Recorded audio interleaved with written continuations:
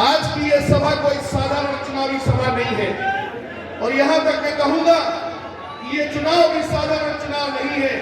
यह चुनाव तो न्याय और अन्याय के बीच 5000 साल पहले हुई महाभारत की तरह है। आपको याद है ना कि 1 साल पहले क्या हुआ था, किस तरह नगरपालिका के चुनाव में जनता की आकांक्षाओं को, जनता की भावनाओं को कुचला गया था। मुझे तो आज इस अवसर पर रामधारी दिनकर जी की कुछ पंक्तियां याद आती हैं जो श्री कृष्ण ने चेतावनी में श्री कृष्ण जी ने जब दुर्योधन को अत्याचार को रोकने के लिए भगवान कृष्ण खुद में स्त्री का प्रस्ताव लेकर दिनकर गए थे। दिनकर जी लिखते हैं कि मैत्री की राय बताने को, सबको समान पे लाने को भगवान हस्तिनापुर आए और पांडवों का संदेशा लाए।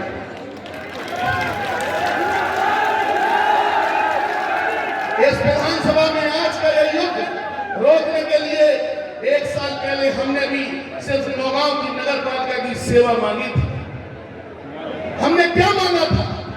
वही जो कृष्ण ने पांडवों के लिए दुर्योधन से मांगा था कि तो न्याय अगर तो वादा दो और उसमें भी अगर बाधा हो तो दे दो केवल 5 ग्राम, रखो अपनी धरती तमाम। हम वही खुशी से खाएंगे पर जल पे पसीना उठाएंगे।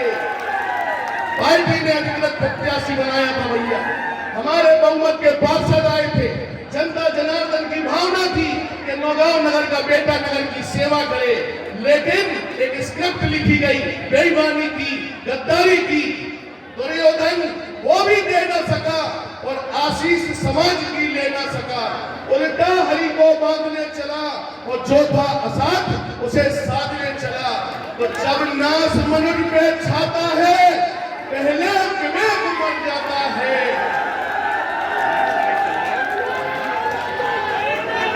इस क्षेत्र के दुर्योधन ने अपनी कटुल छल कपट से इस क्षेत्र की जनता को ठग लिया। हमने भी उसी दिन तय कर लिया कि जिस जनता की भावनाओं को आपके स्वार्थ के लिए जिस व्यक्ति ने कुचला है तो सबक तो मिलेगा। और जनता ने हुंकार भरते हुए कहा था कि अब याचना नहीं रण होगा, जीवन जय और मरण होगा।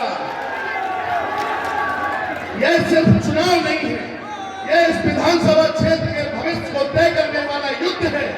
यह युद्ध तय करेगा कि अन्यायी दुर्योधनों को जीतना है या फिर कृष्ण भक्त अर्जुन को जीतना है।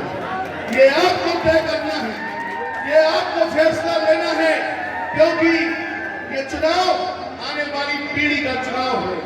अगर आज आपने साथ नहीं दिया तो आने वाले समय में कोई बेटा आपकी लड़ाई लड़ने को भी तैयार नहीं होगा। ये आपके सम्मान की लड़ाई है, क्योंकि जब बात हो स्वाभिमान की तो टकराना जरूरी है। और अगर जिंदा है हम तो जिंदा नजर आना जरूरी है। मैं माननीय अखिलेश यादव जी समाजवादी पार्टी के राष्ट्रीय अध्यक्ष, उनको अपनी कृतज्ञता व्यक्त करता हूं कि दोनों राष्ट्रीय पार्टियों ने जब हमें निराश किया, जनता को निराश किया और ऐसे प्रत्याशी थोपे, तब उन्होंने जनता की आवाज को, जनता की नब्ज को समझकर मुझे उम्मीद की एक साइकिल थमाई है। मैं उनसे वादा करता हूं कि इस उम्मीद की साइकिल के सहारे लोगों के दर्द को हरने का काम करूंगा, उनकी सेवा करने का काम करूंगा।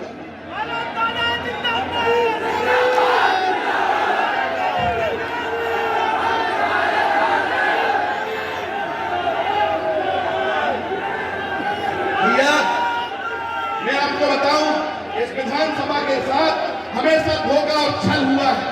लगातार भारतीय जनता पार्टी से एक ही परिवार के बार बार चुन के आने वाले लोग, 1 बार नहीं 2 बार 3 बार 4 बार, उसके बाद भी अगर विधानसभा की ये दुर्दशा है तो उनको वोट मांगने का अधिकार नहीं है।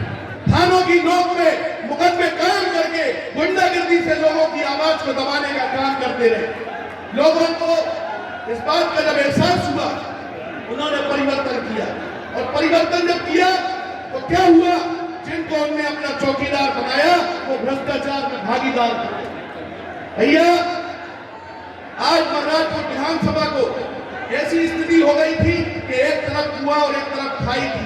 आज आपने उम्मीद का सहारा दिया है, मैं अपनी जनता जनार्दन से भी कहना चाहता हूँ, आपका ये बेटा, आप कोई एक आरोप बता दो जीवन में कि अगर कोई भ्रष्टाचार का एक आरोप लगा दी। मैंने और मेरे परिवार ने, मेरे पिता 40 साल में राजनीति में रहे, उन्होंने भी लोगों के हितों के लिए संघर्ष किया है, हमने भी उसको आगे बढ़ाया। आज बहुत बड़ी लड़ाई है, एक तरफ अन्याय और अत्याचार है, एक तरफ बेईमानी और भ्रष्टाचार है, उनके खिलाफ लड़ रहे हैं। आपकी आवाज है, आपके बेटे ने आपके हितों की लड़ाई लड़ने के लिए अपना सर्वस्व दांव पे लगा दिया है। आपका बेटा आपकी जनता के सामने और आप सामने अपना शीश दबाता हूं, मेरा सर्वस्व आपके हाथों में है, आपको फैसला लेना है।